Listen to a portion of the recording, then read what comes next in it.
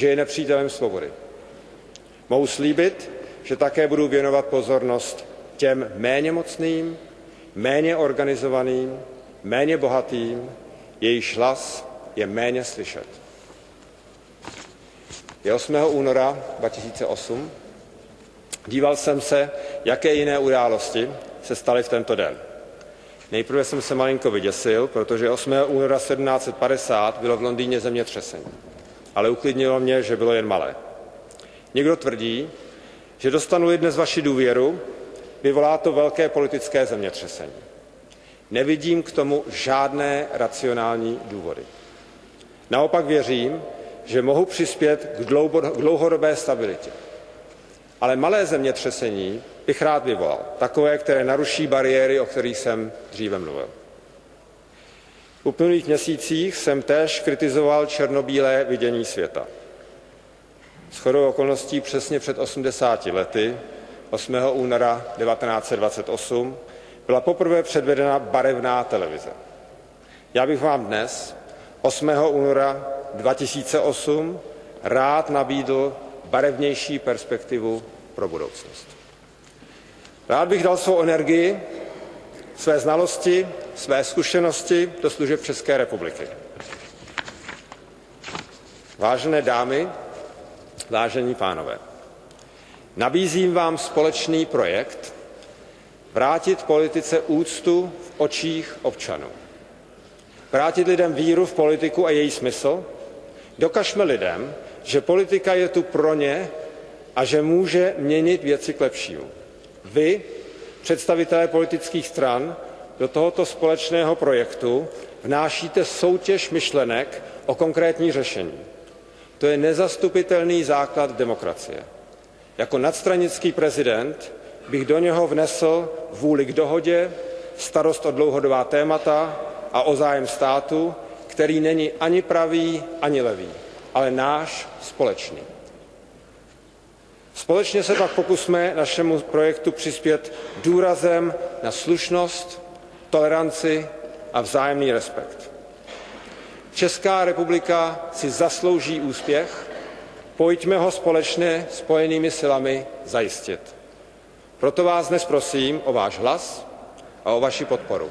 Děkuji vám za pozornost.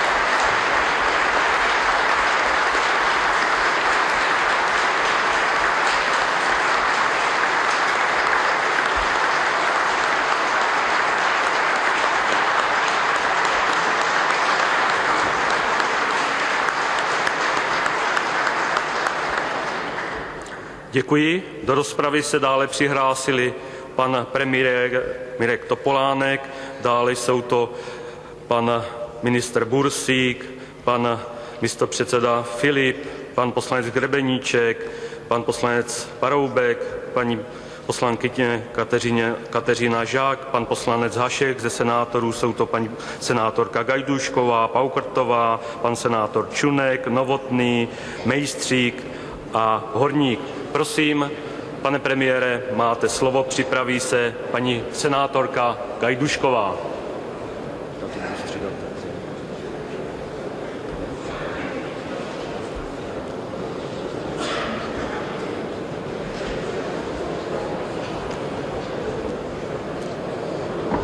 Prosím, pane premiére, máte slovo. Vážené paní senátorky a poslankyně, vážení páni senátoři a poslanci, pane prezidente Václave Klausi, pane Švejnare, vážení hosté. Úřad prezidenta republiky se v naší zemi tradičně těší mimořádné úctě. Parlament, bohužel právě naopak, je nevelké popularitě.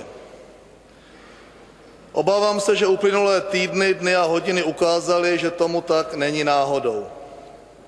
Nedůstojné tahanice, mediální útoky, účelová argumentace, polospravodajské hry a snahy omezovat a kontrolovat svobodnou volbu senátorů a poslanců, které doprovázejí výběr nového prezidenta republiky, ukazují, že se určité síly na naší politické scéně nezastaví takřka před ničím.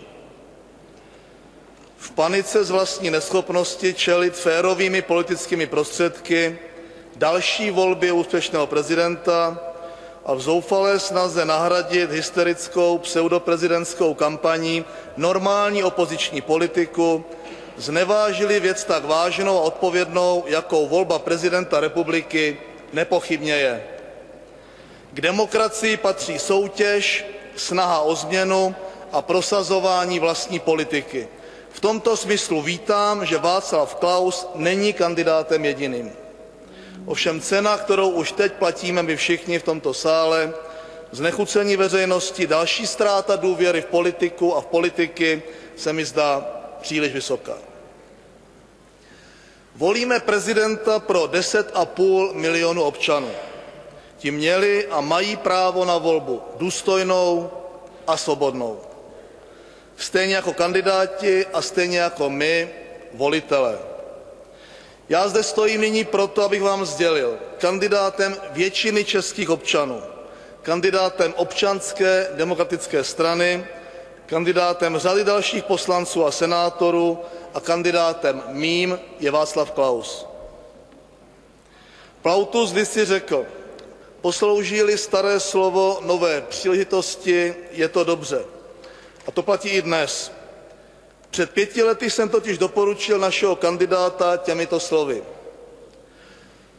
Profesor Václav Klaus napsal a řekl toho tolik, že jeho názory na každou jednotlivost společenského života jsou veřejnosti důvěrně známé. Svými politickými skutky vždy potvrzoval, že to, co míní, míní vážně. A v politice je jen málo lidí tak transparentních, čitelných a důsledných. Nesnadno se pronáší laudatio na člověka, o kterém všichni vědí všechno. Na tomto laudatiu bych dnes nemusel měnit ani čárku. A zkušenost, kterou jsem s Václavem Klausem, prezidentem této země, udělal, mě nenutí ke změně. Doba jeho prezidentování nebyla vždy idylická. Svět se proměňoval rychleji než dříve, podobné to bylo u nás. Česká republika byla v mezinárodním kontextu aktivní politicky, vojensky i humanitárně.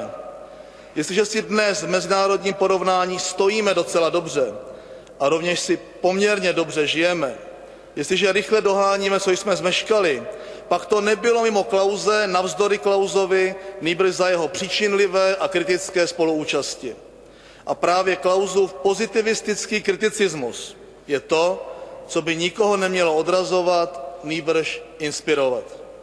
Řekl jsem tenkrát, v domácích poměrech se Václav Klaus vyznačuje zdůrazněnou korektností, smyslem pro fair play, úctou k danému slovu, k psaným nebo ústním dohodám, byť by to byly dohody s politickými odpůrci, respektem k právu každého na odlišné politické názory. Chce s tím snad někdo polemizovat? Pak nevnímá, a prezident už to vzpomněl, na Nový rok vítal v Lánech už 4 premiéry za posledních 5 let. Mnohokrát naše politická scéna prožívala zmatky a turbulence na pokraji opravdové krize. Jako normální lidé z masa a kostí i my v ODS jsme často měli za to, že jenom naše postoje jsou ty správné, že jenom naše názory jsou v zájmu celé společnosti. Nezažívali jsme nejednou pocit ukřivděnosti z prezidentovy zdůrazněné nastranickosti a neutrality? Teprve časem jsme poznali, že to nebyla jen neutralita, nýbrž nadhled, rozhled, schopnost vidět dál a zůstávat prezidentem všech, i těch, kdo se ostýchali olíznout poštovní známku s prezidentovým portrétem a bláhově si zapíchli do klopy odznáček Klaus není můj prezident. Odvolával jsem se tehdy na obavu Václava Havla, aby se příštím prezidentem nestal nějaký zasloužilý profesor egyptologie, který nakonec bude zvolen jen proto, že nikdy nikomu nevadil a nikdy nikoho nenaštval. Pokud někdo do tohoto popisu dokonale sedí, tak to není Václav Klaus. Komu vždy vadil a koho vždy štval? Trpaslíky na špičkách, generály po bitvách, génie průměrnosti. Ty, kteří si dodnes pletou Evropskou unii nekriticky s definitivním rájem na zemi. Ty, kteří si z klimatického fenoménu zřídili politickou živnost. Ty, kterým je milejší světově evropské nevystupování z řady. Ty, kterým je milejší provinčnost politické žvanírny před činem. To proto, že je to muž silných názorů, které nikdy nebývají aritmetickým průměrem momentálně platných pravd a módních banalit. Jeho transparentnost, čitelnost a důslednost nevyvěrají z jednoduchosti. Každou obecnou pravdu se snaží podrobit analýze, každý problém se pokouší do hloubky poznat a přetavit v pozitivistické a nikoli malomyslné řešení. Takovému mysliteli se říká člověk ideí. Je to konzervativní myslitel. Sloveso konzerváre v latině znamená schraňovat nebo ochraňovat. Proto jeho myšlenkový svět nemůže být zcela cizí těm, jimž také leží na srdci ochrana významných hodnot. Lidských práv a občanských svobod, rodiny, sociálních jistot nebo přírody. Důležité je, že svými silnými a rázovitými názory se nikdy nepokoušel zatarat si cestu ke společenskému diskurzu. Spíše burcoval a provokoval k přemýšlení. Ano, ve světě se toho o něm hodně napsalo, souhlasného i nesouhlasného. Česká republika má zkrátka prezidenta v nadstandardním provedení. Prezidenta v dobrém slova smyslu exkluzivního. Prezidenta, jehož názory svět poslouchá a přinejmenším o nich diskutuje. Neslaných, nemastných názorů, které nikoho nebolí, nevzrušují, nezajímají a které vždy kopírují pohodlný většinový proud, které kloužou po povrchu populismu, těch je plno. Řekl jsem tehdy také, Václav Klaus je bytostně zakořeněn v českém prostředí. Nikdy se nesnažil být ředitelem všeho míra, ale jen a jen českým politikem. Celé jeho počínání doma i v zahraničí vychází z jediné priority. A to už jsou zájmy českého státu. Svůj osobní úspěch vždy poměřuje úspěchem České republiky. Budiž mi dovoleno použít trochu archaického výrazu. Václav Klaus je to, čemu se říkalo dobrý český vlastenec. V globalizujícím se světě na to vlastnost určitě nebude na škodu prezidentovi České republiky. A nebyla. Obzvlášť při dnešní volbě je zmíněná vlastnost velmi důležitá. Dwight Eisenhower měl nepochybně pravdu, když prohlásil, každý problém ve svém počínání jsem poměřoval jedním jediným metrem. Je to dobré pro Ameriku? Měl pravdu, protože byl prezidentem americkým. Prezident, kterého zvolíme my, by se měl ve svém počínání poměřovat jiným metrem. Je to dobré pro Českou republiku? Na závěr mi dovolte ryze osobní vyznání. O mých neshodách s Václavem Klausem byly popsány tuny papíru. Většinou to byly nesmysly, mýty, někdy pouze názorové rozdíly, odlišné pohledy na danou věc. Dnes mohu s čistým svědomím prohlásit, po listopadu 1989 jsem svou představu o vlastenectví, demokracii a svobodě měl spojenou spíše s hrdiny mých oblíbených knih, měl jsem ji vyčtenou, neprožitou, vypovídající spíše o formě než o obsahu. Jestli někdo ovlivnil mé porozumění těmto základním hodnotám, jestli někdo do vysněné a vyčtené formy vložil obsah, byl to Václav Klaus. To on mě naučil takovému vnímání vlastenectví, které je nahony vzdáleno nacionalismu či fangličkaření a evokuje pocit národní hrdosti a sounáležitosti. Takovému chápání demokracie, které nevyžaduje rezignaci na pevný vlastní názor, takovému pojetí svobody, které předpokládá osobní odpovědnost a nebere jiným právo na jejich kus pravdy. Děkuji Václavu Klausovi nejenom za tuto jeho roli v mém životě, ale hlavně za jeho prvních 5 let v prezidentské funkci a pevně věřím, že dostane-li šanci v dalších 5 letech, přesvědčí vás všechny, tak jako přesvědčil mne. To říkám s plným vědomím toho, že jsem přijal osobní politickou odpovědnost za jeho zvolení. Neutíkám před ní, nehledám už dopředu kličky a vytáčky. Věřím, že stejně se zachovají i ti, kteří si zvolení Václava Klause nepřejí. Ti, které neinspiroval tak, jako mě, a nenaučil je vítězit. Zvažte prosím rozdíl mezi vítězstvím a porážkou, zvažte rozdíl mezi jistotou a skokem do neznáma, Zvažte prosím skutečnost, že volíme prezidenta pro 10,5 milionu obyvatel. Volte odpovědně a svobodně. Děkuji.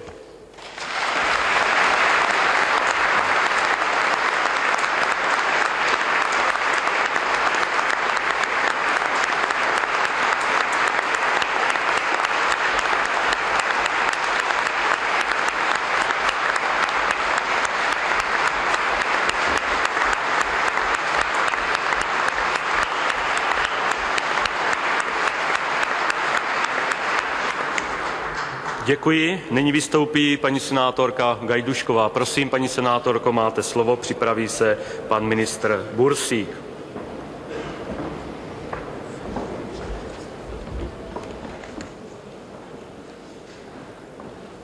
Vážený pane předsedající, vážený pane Václave Klausi, vážený pane Jane Švejnare, ctěný Senáte, ctěná Poslanecká sněmovno, dámy a pánové, dnešní den je velmi významný pro nadcházejících 5 let.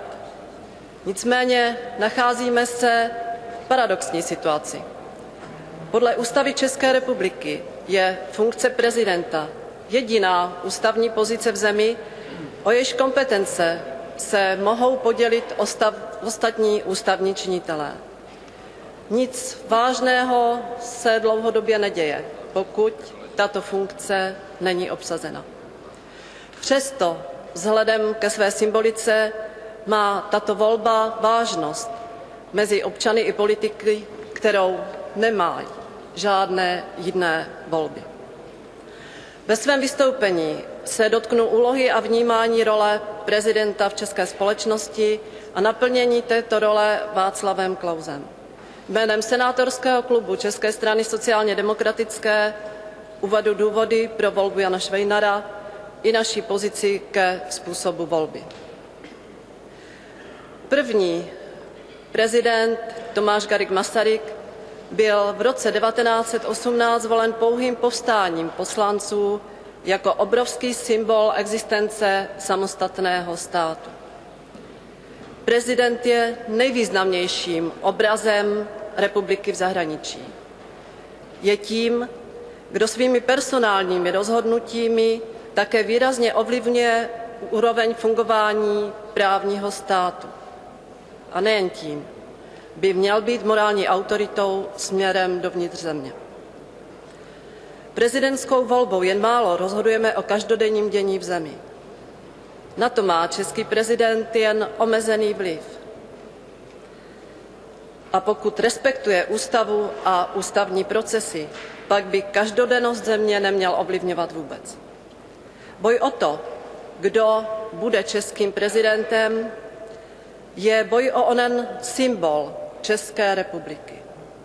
O to, jak bude Česká republika, a tedy každý její občan, nahlížen za našimi hranicemi evropskou i světovou veřejností. Boj o prezidenta je také bojem o ideu českého státu formulovanou Tomášem Garriguem Masarykem jako společenství lidí, spojených ideálem humanity, úcty k člověku a jeho lidským právům, solidarity, demokracie. Jde o vládu práva a samotný základ demokracie v České republiky, kterým je respektování ústavou dané dělby moci mezi zákonodárce, vládu a nezávislé soudy. Má se odpouštět a proto se nechci zabývat minulostí. V historii se však nevyplácí zapomenout a nepoučit se. Není možné dál dovolit poškozování vysokého mezinárodního kreditu a dobrého jména České republiky, které dokázal získat naší zemi Tomáš Garrigue Masaryk a Václav Havel. Dobrého jména, které je dnes v jiné rovině reprezentováno každým, kdo je z našich občanů ve světě úspěšný.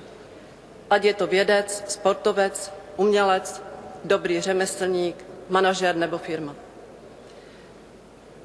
Jak může být vnímána jako spolehlivý a důvěryhodný partner země, jejíž prezident podá žádost o vstup do Evropské unie, aby při referendu k tomuto vstupu mlčel a nakonec vyplynulo, že byl proti onomu vstupu.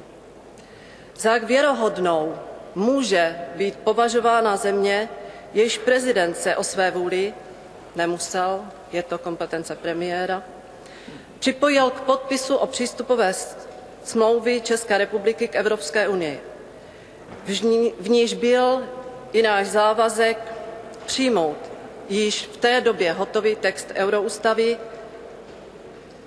který nyní je formulován v nové Lisabonské smlouvě, a stejně tak vstup do eurozóny. Aby v zápětí jak euroústavu, tak přijetí eura zásadně odmítal a dost nevybíravě kritizoval. V obou případech bohužel navíc nikoliv věcnými argumenty. Jakou důvěru má partner, který v zápětí po podpisu dohody proti ní vytáhne do boje? Jak mohou lidé věřit ve fungování právního státu, když jeho prezident místo toho, aby svými personálními rozhodnutími v oblasti své kompetence vůči soudům garantoval nejvyšší kvalitu a vládu práva, odmítá sám respektovat rozhodnutí soudu a mluví o soudcokracii? Jak může být prezidentem všech, když místo dialogu s občanskou společností mluví o nebezpečí NGOismu a krizi parlamentarismu, kterou prý způsobují občané? Skutečně lidé chtějí v čele státu člověka, který o listině základních práv a svobod tvrdil, že zaplevelila ústavu lidskými právy? A zakotvení lidských práv je pro něj jedním ze zásadních důvodů odmítání evropské integrace? Je státníkem člověk, který odmítá zabývat se budoucností, protože, cituji, je potřeba započítávat diskontování budoucnosti. Nebo trochu srozumitelněji, opět cituji Václava Klause, z pohledu zisku se vše, co se vzdaluje od současnosti, rovná nula. Prezident je v českém ústavním systému víc symbol než člověk ovlivňující každodenní politiku, měl by být víc tvůrce vize a konsenzu než realizátor, víc reprezentant země navenek než velitel doma. Bohužel Václav Klaus v těchto rolích nejen, že nenaplnil naše představy o jejich obsahu, ale nesplnil ani své vlastní sliby. Kandidátem senátorského klubu sociální demokracie je Jan Švejnar. O jeho morální integritě, úspěchu ve vědeckém světě i veřejné oblasti boje se světovou chudobou a obrovské práce na kultivaci ekonomických náhledů ve světě i v České republice nikdo nepochybuje. Své zkušenosti sdílel i se všemi sociálně demokratickými premiéry a o jeho představách fungování světa a vizích, které jsou naší mnohem blízké, by se dalo mluvit dlouho. Dovolím si použít zkratku. Příběh Jana Švejnara je pohádkou o českém Honzovi, kterého jste naši Petce vyhnali do světa. Honza se učil, bojoval, sbíral zkušenosti, aby se hned, jak to bylo možné, pak tím vším obohacen vrátil do své země. Jan Švejnar od roku 1990 pomáhal naší zemi budování vědeckých institucí stavět se na vlastní nohy. Nyní je připraven jejímu lidu sloužit, jak jsme to zde slyšeli. Vážené dámy, vážení pánové, to není ojedinělý příběh v našich dějinách. V téměř všelidovém hlasování byl jako největší Čech vybrán Karel IV., který měl téměř před 700 lety podobný osud. Odešel ze země, aby se učil, vrátil se, aby zde sloužil a tvořil. Václav Klaus kritizoval a odmítal mnohé. Za mnohé problémy v této zemi, zvláště z období 90. let, je osobně odpovědný. Nikdy však neformuloval svou dlouhodobou vizi. představu budoucího vývoje země a neudělal to ani dnes. Představu směřování země a její orientace v globálním světě, jak se od státníka očekává. Jan Švejnar naopak staví vizi budoucnosti jako principiální motto své představy role prezidenta. Jeho styl, schopnosti i osobní profil napovídají, že úlohu prezidenta bude ve prospěch České republiky, tedy nás všech, schopen hájit úspěšněji. Již v kampani před prezidentskou volbou ukázal, že je tím, kdo je schopný pomoci nám vrátit se ke kultivované politice, k transparentnosti, úctě k člověku i právu. Dámy a pánové, stanovisko senátorského klubu sociální demokracie k prezidentské volbě je jednoznačné. Nebudeme volit Václava Klause. Jeho nedůvěryhodnost při vystupování v zahraničí, egocentrismus a stranickost doma, odmítání zabývat se budoucností není pro nás kvalitou státníka. Budeme volit Jana Švejnara, který přináší pozitivní změnu pro nahlížení České republiky v zahraničí, kultivaci politického stylu, vizi budoucnosti v důstojném postavení České republiky i jejich občanů v Evropské unii i ve světě. Toto stanovisko chceme hájit veřejně. Každý sám za sebe si přejeme svým voličům říci, koho volíme svým prezidentem. Být poctiví vůči občanům, které tu dnes reprezentujeme a za které budeme prezidenta volit. Považujeme za podstatu demokracie moci otevřeně říkat své názory a mít právo otevřeně je hájit. Stejně jako právo občanů znát názory těch, které si zvolili. Považujeme za základní princip demokracie ctít vládu práva. Proto budeme trvat na dodržování zákona i v celém procesu volby. Nic víc, nic míň. Děkuji vám.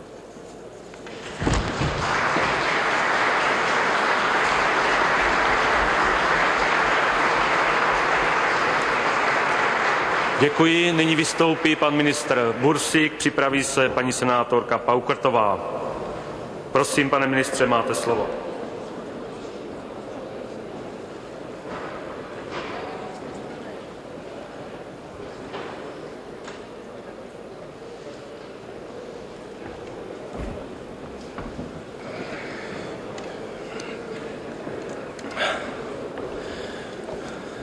Vážené paní senátorky, vážené paní poslankyně, vážený pane prezidente, vážený pane profesore Švejnare, vážení páni poslanci, vážení páni senátoři, dámy a pánové, vážení hosté.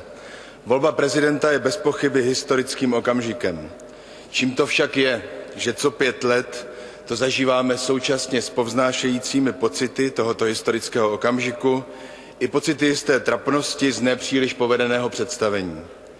Přispívá volba prezidenta republiky důvěryhodnosti naší nové demokracie? Obávám se, že nikoli. 18 let tvrdíme my politici veřejnosti, že jsme ti, kteří dokáží odpovědněji a lépe než občané vybrat hlavu státu. A tak se zde opět po 5 letech schází pouhých 281 lidí, aby těm 10 milionům venku, u televizí, u rádií, naplnili jejich představu o hlavě státu. Abyste mi dobře rozuměli, mám z toho vše jiné než dobrý pocit. Kdyby se přímá volba konala dnes, šlo by o čestnou soutěž 2 kandidátů. Lidé by vybírali lepšího kandidáta. My politici bychom si mohli mnoho věcí odpustit. Jedna politická strana by neměla zapotřebí pokoušet se vylekat jinou politickou stranu tím, co udělá, když nebude zvolen její kandidát. Neměla by důvodu přesvědčovat v prezidentské volbě konkurenční politickou stranu, aby přijala pro ni nevýhodná pravidla hry. Vnitrostranické opozice v jednotlivých politických stranách by neměli důvodu stát předsedům vlastních stran na krku a tvrdit, že jejich předsedové nejsou dostatečně aktivní při vyjednávání podpory jejich stranickému kandidátovi a přitom ve skutečnosti realizovat na pozadí prezidentské volby vnitrostranický zápas. Prezidentští kancléři by se nemuseli scházet s nedůvěryhodnými lobbysty. Ptáte se proč? No protože by o výsledku nerozhodovaly politické strany, ale občané. Jenže namísto, abychom my politici umožnili změnu ústavy a prováděcím zákonem přímou volbu prezidenta, sedíme tady před veřejností tak trochu pocákáni zákulisními handly, špatně utajenými schůzkami lobbystů a intrikami. Možná by tenhle poněkud odpudivý obraz politiky už téměř nikomu nepřišel divný, kdyby nepřišel Jan Švejnar a nešlápl do tohoto nevábného bahna tím nejúčinnějším možným způsobem.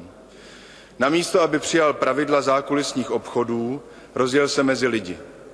Nepřijal místní tezi, že volí volitelé a není tedy třeba cokoliv vysvětlovat veřejnosti.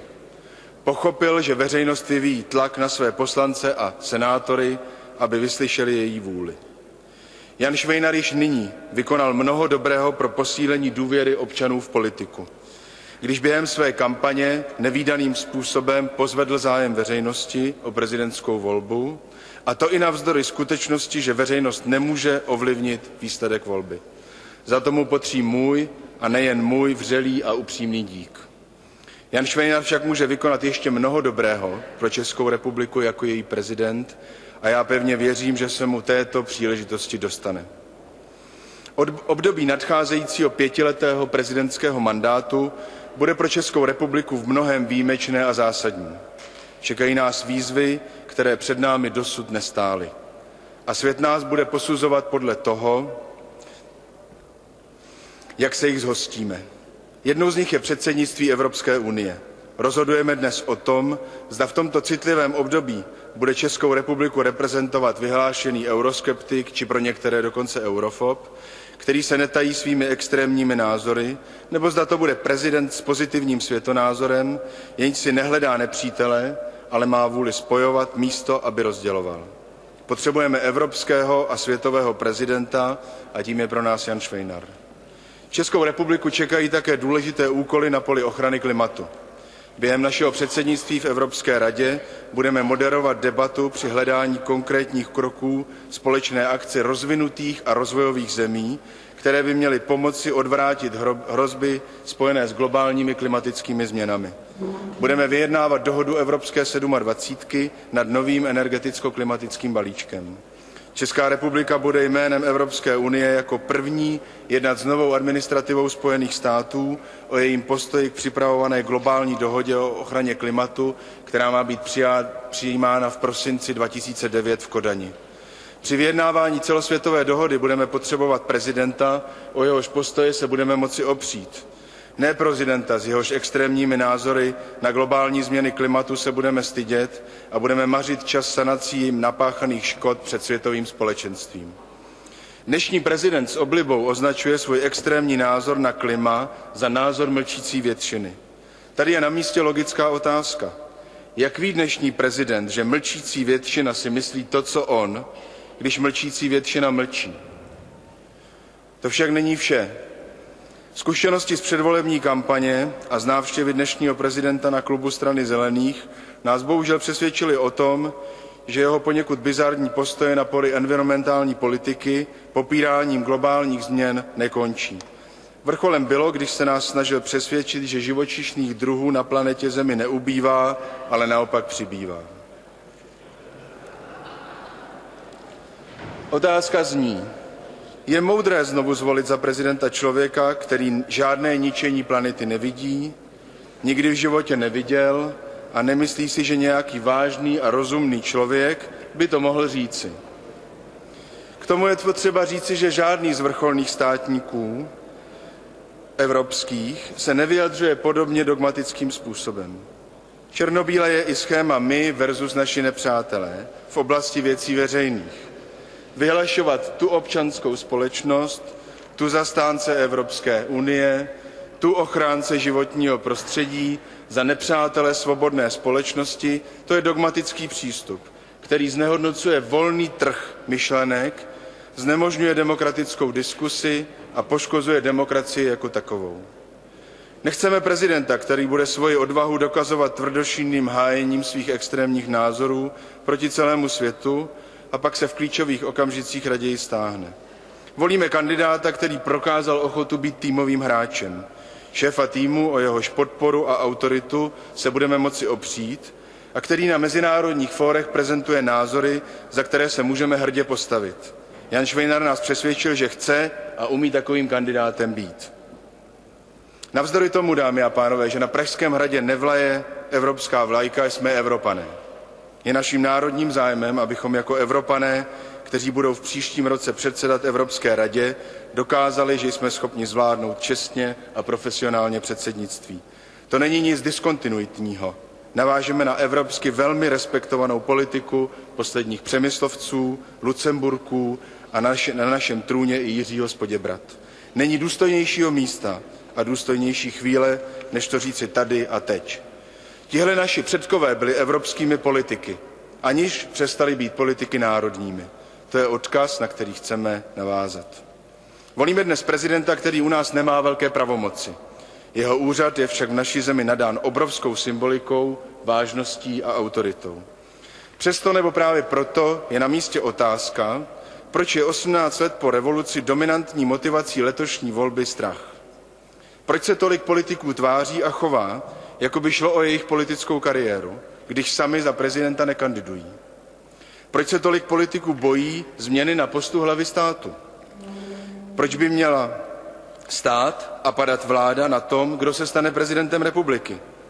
Jakéže politické otřesy a katastrofy v důsledku obsazení jediného, byť významného úřadu máme očekávat? Co pak jsme státem jednoho muže? Jakou vizitku dáváme tomuto státu, o kterém společně tvrdíme 18 let, že je demokracií, když to vypadá, jako by se nezvolením Václava Klause vše zhroutilo? Proč zdůrazňujeme kontinuitu a bojíme se diskontinuity? Kontinuita, to je dědičná monarchie, dámy a pánové. Střídání, to je demokracie. Bát se střídání rovná se bát se demokracie a to je podivné. Dnešní prezident o sobě rád tvrdí, že se chová jako nadstranický prezident. Jak to mu ale můžeme uvěřit, když ODS zvolením svého kandidáta téměř podmiňuje existenci vládní koalice a bezmála existenci vlastní? Byla to sama ODS, kdo z Václava Klause udělala straníka jako hrom. Přitom prvním předpokladem k tomu, aby prezident republiky přispěl ke kultivaci politiky, je jeho skutečná nadstranickost. To je neutralita v politické soutěži a schopnost měřit všem stejným metrem. Prezident bude muset svým vlivem působit tak, aby soutěž politických stran probíhala korektně a věcně. Musí otevírat klíčová témata pro budoucnost země. Otevírat témata, nikoli vnucovat svá řešení. Musí se ozvat, když dojde k faulům vůči politické slušnosti, ať už je faulujícím či faulovaným kdokoliv. Musí dát politickým stranám jasné záruky, že zákulisně nehraje žádnou vlastní politickou hru. Musí své jednání před a po volbách učinit maximálně průhledným a předvídatelným a držet slovo. Potřebujeme prezidenta aktivního v prosazování dobrého jména České republiky v zahraničí. Prezidenta, který bude především dobře sloužit své zemi, nikoli propagovat sebe sama. Jeho místo není na reklamách či na seminářích politicky vyhraněných think tanků, nýbrž na prestižních mezinárodních fórech, na státních návštěvách, na významných kulturních či společenských akcích, kde může posílit pozitivní vnímání České republiky. Česká republika potřebuje prezidenta, jež bude vystupovat jako hlava státu, odpovědná za národní zájmy, a nikoli jako soukromá osoba propagující své privátní zájmy a názory. Jan Švejnar má k úspěšnému zvládnutí nelehké role hlavy státu všechny předpoklady intelektuální i kvality osobnostní. České republice nade vší pochybnosti prospěje méně konfliktní prezident, který významnou měrou přispěje ke zklidnění české politické scény. Pane prezidente, dámy a pánové, nastal čas pro změnu. Děkuji vám za pozornost.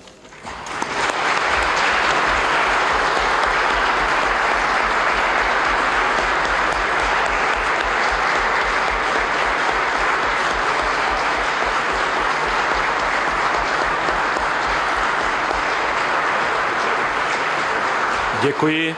Nyní vystoupí paní senátorka Paukrtová. Připraví se pan místopředseda Filip. Prosím, máte slovo.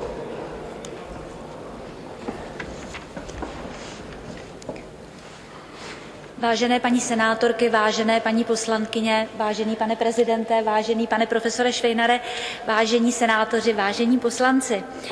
Prezident republiky má v politickém systému naší země zcela mimořádné postavení. Je tradičně považován za nositele autority spíše než moci, který stojí nad partikulárními politickými zájmy prezentovaný politickými stranami. Jeho faktická role nemusí být nutně identická s ústavním postavením prezidenta díky tradici, osobnímu nasazení, charizmatu a podobně. Volba hlavy státu má v českých zemích mnohasetletou tradici. Poprvé byla zakotvena do podoby zákona v roce 1212 ve Zlaté Bole Sicilské a byla vždy velkou událostí. S volbou hlavy státu bývala spojována naděje do budoucna. Kladu si otázku, zda platí i dnes spojení volby hlavy státu s počátkem nového období. Bylo tady již řečeno, že dnes je 8.2.2008. Symbol významných osmiček se tak promítá i do dnešního dne, do dnešní volby. Přelomová data naší minulosti často souvisela s číslem 8 a přinášela události šťastné i tragické. Z minulosti mi dovolte, v srpnu 1278 bitva na Moravském poli, po které následovala zlá léta, 8. listopad 1620 bitva na Bílé hoře, na druhou stranu založení Nového Města pražského a Karlovy univerzity 1348 a konečně 28. říjen 1918 vznik samostatného Československa. Češi věří, že roky končící osmičkou přinášejí mimořádné události a dodávají našim dějinám osudovou dynamiku. Prezidentské období, a bylo již to tady v mnoha projevech řečeno, počínající rokem 2008 bude výjimečné v mnoha ohledech. Bude nutné rozhodnout zásadní otázky, k jejich řešení je třeba získat širokou podporu politických stran i veřejnosti. Mám tím na mysli strategii hospodářského rozvoje a vstup do eurozóny, řešení tak citlivých otázek, jako je důchodová reforma zdravotnictví, reforma školství a fungování právního státu, po kterém volá většina české veřejnosti. Česká republika bude po 6 měsíců řídit Evropskou unii a bude to období, kdy se může výrazně zapsat do politiky evropské, zvýšit svou prestiž a zdravé sebevědomí. Osobně spojuji dnešní svým způsobem symbolickou volbu s nadějí do budoucna a dovoluji si vám navrhnout jménem klubu Otevřené demokracie Senátu pana Jana Švejnara. Jsem přesvědčena, že pokud bude zvolen, je přesně tím prezidentem, kterého pro následující období tato země potřebuje. Děkuji vám za pozornost.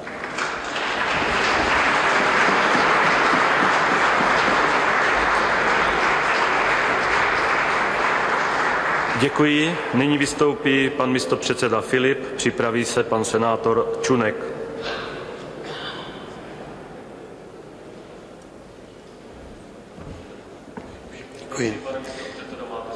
Děkuji. Vážený pane předsedo Poslanecké sněmovny, vážený pane prezidente, vážený pane kandidáte Jane Švejnare, členové vlády, paní senátorky, paní poslankyně, senátoři a poslanci, vážení hosté. Scházíme se opět na konci volebního období prezidenta republiky k závažnému aktu na naší společné schůzi. Každý k této věci přistupuje velmi vážně a s určitými představami. Já budu šetřit váš čas a omezím své vystoupení na přístup, který zvolila Komunistická strana Čech a Moravy pro tuto příslušnou volbu.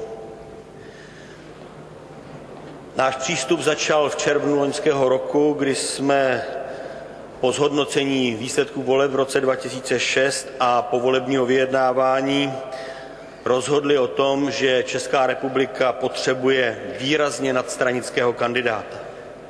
Toto rozhodnutí mělo obě polohy. Hledání takového kandidáta a také závazek, že KSČM pro první volbu nepředloží kandidáta vlastního, ať bychom jej předložit mohli.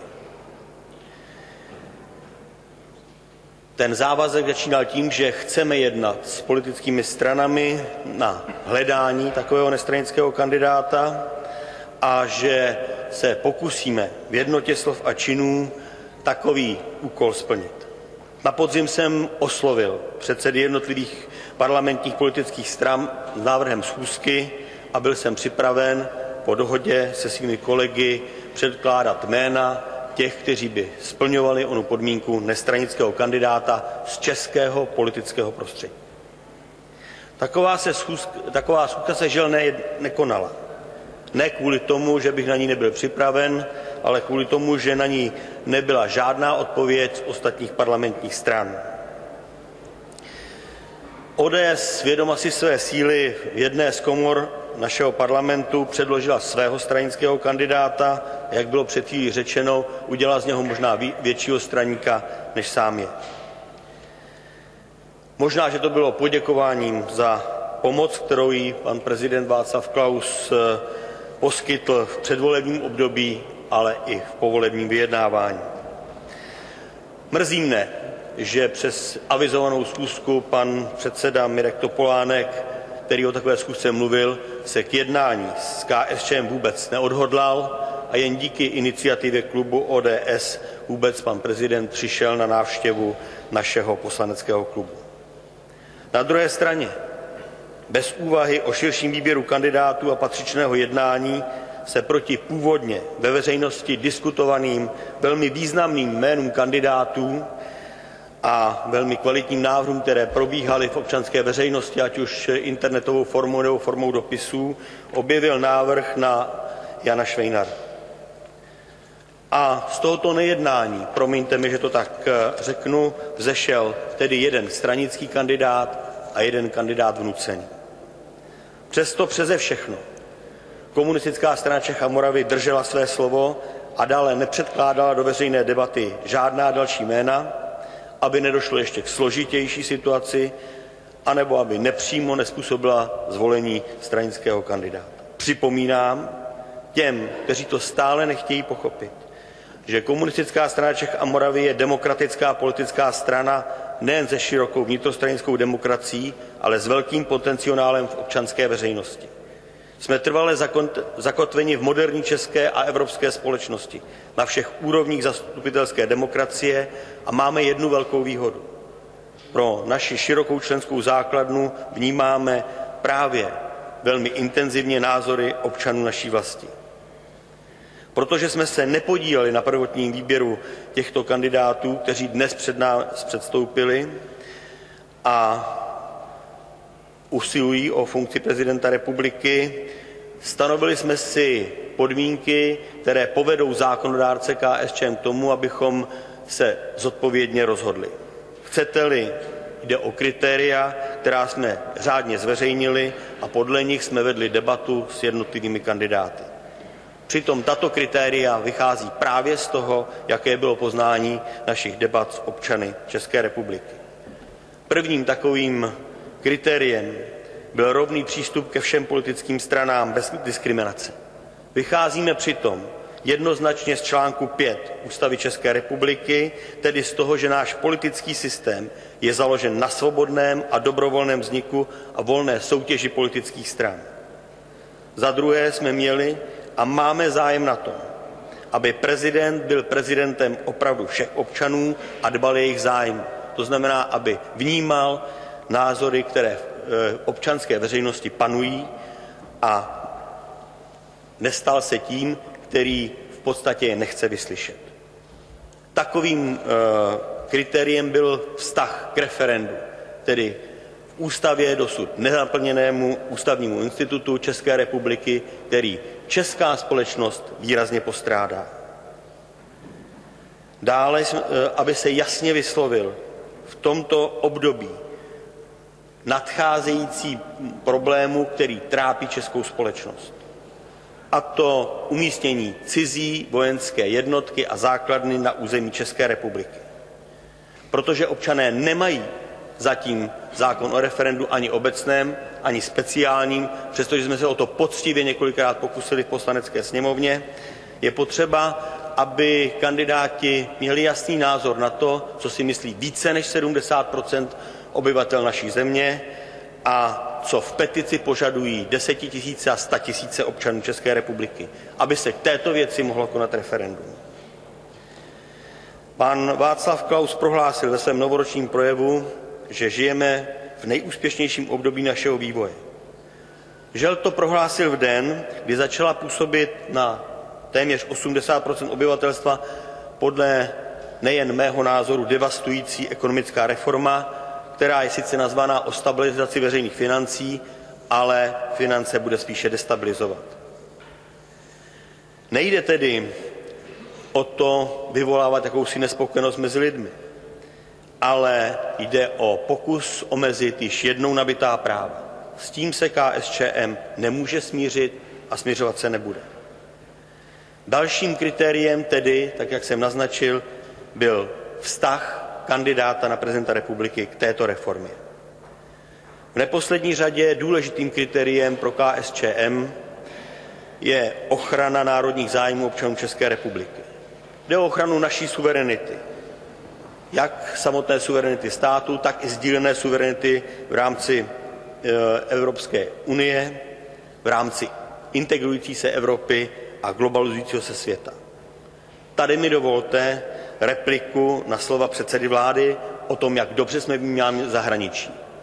Nepovažuji výsledky zahraniční politiky České republiky za taková, aby mohla být vůbec označena, že jsme dobře vnímáni.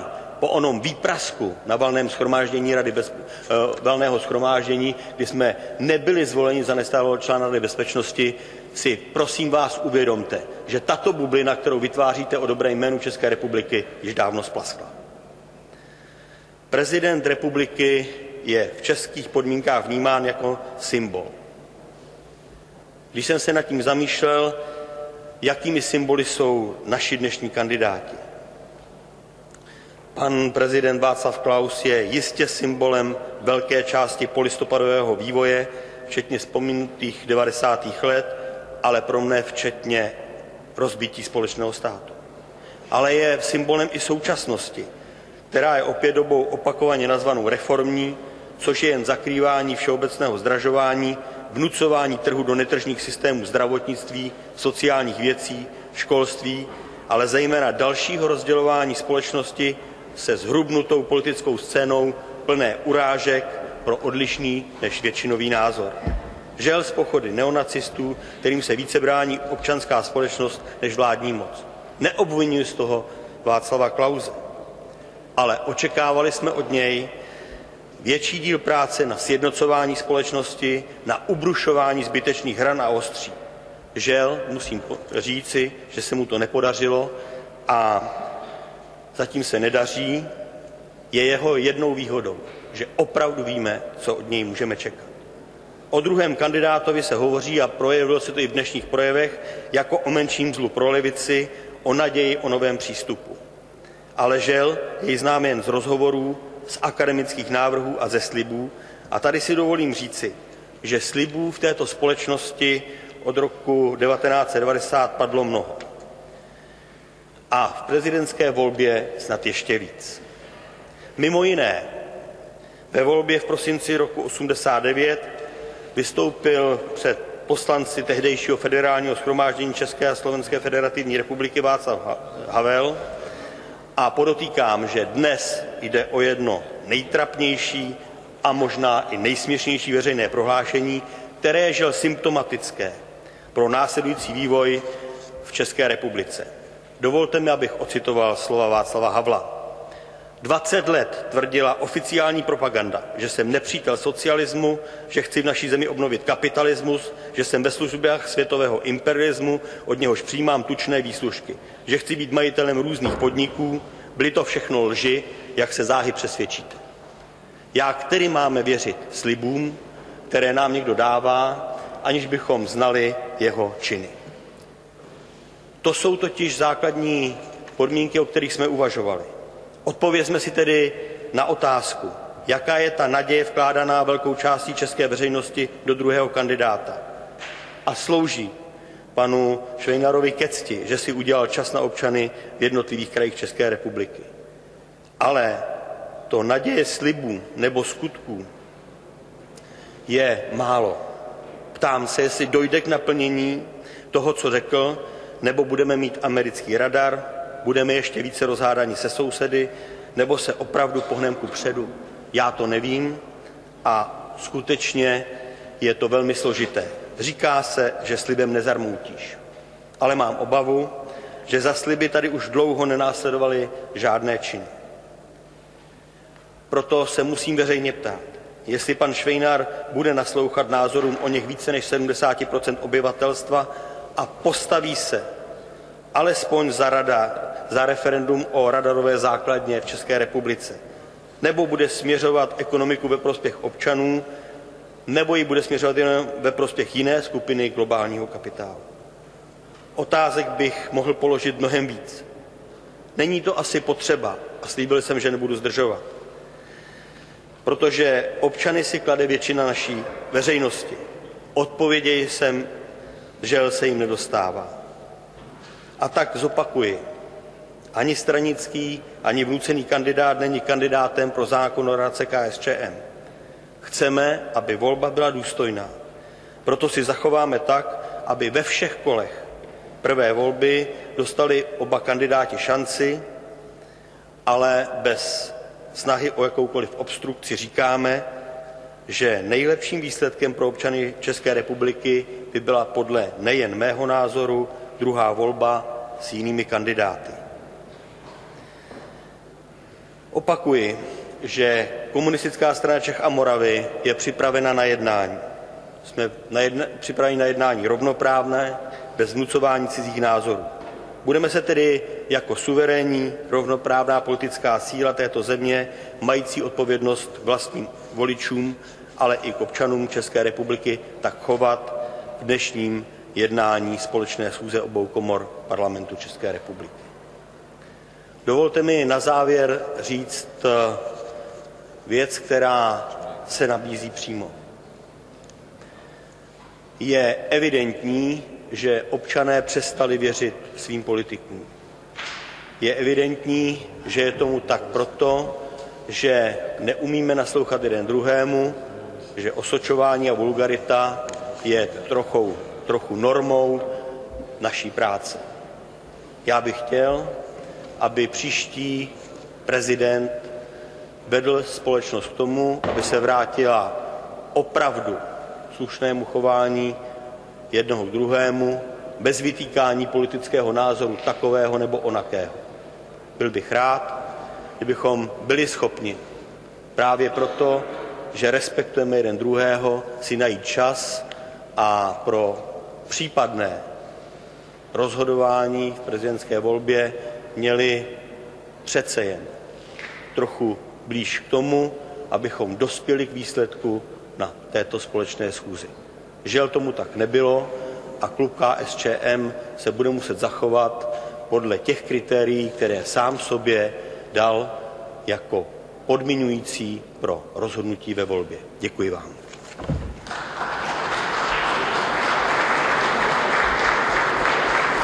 Děkuji. Nyní vystoupí pan senátor Čunek. Prosím, pane senátore, máte slovo. Připraví se pan poslanec Grebeníček.